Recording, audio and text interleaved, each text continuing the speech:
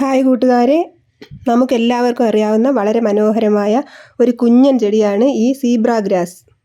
ഈ ചെടിക്ക് ബിച്ചെറ്റി grass, Siam lily, false lily turf, wheat plant എന്നൊക്കെ പേരുണ്ട്. സ്പൈഡർ പ്ലാന്റിൻ്റെ അതേ ഫാമിലിയിൽപ്പെട്ട ചെടിയായതുകൊണ്ട് ഇതിനെ സ്പൈഡർ പ്ലാന്റ് എന്നും ചിലരൊക്കെ വിളിക്കാറുണ്ട്.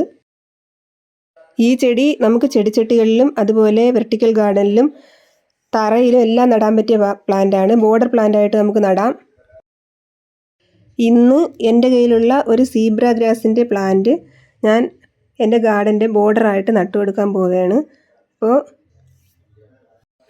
ചെടിയുടെ താഴെ കിഴങ്ങ് പോലെയുള്ള ഒരു ഭാഗവും മുകളിലേക്ക് ഇലയുമാണുള്ളത്. അപ്പോൾ ആ കിഴങ്ങും ഇലയും വേർപെട്ട് പോകാത്ത രീതിയിൽ ഡിവൈഡ് ചെയ്ത് എടുത്താണ് നമ്മൾ ഈ ചെടി നടാനുള്ളത്.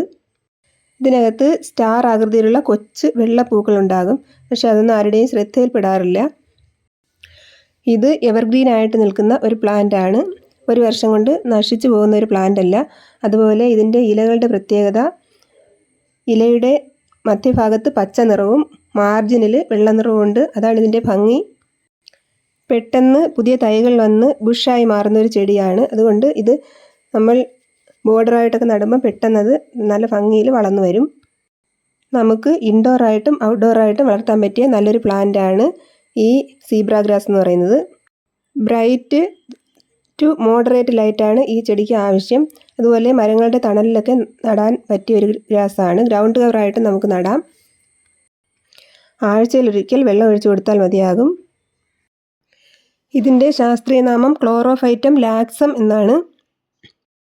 ഈ ചെടി ഇതുപോലെ നട്ട് കുറച്ച് നാൾ കഴിയുമ്പോൾ ഇത് നന്നായി വേര് പിടിച്ച് പുതിയ തൈകളെല്ലാം ഉണ്ടാകുമ്പോൾ നമുക്ക് വീണ്ടും പിഴുത് സ്പ്ലിറ്റ് ചെയ്ത് ഈ ഗ്യാപ്പുള്ള സ്ഥലത്തൊക്കെ നട്ടു കൊടുക്കാവുന്നതാണ്. അപ്പോൾ നമ്മുടെ ബോർഡർ ഭംഗിയായി മാറും.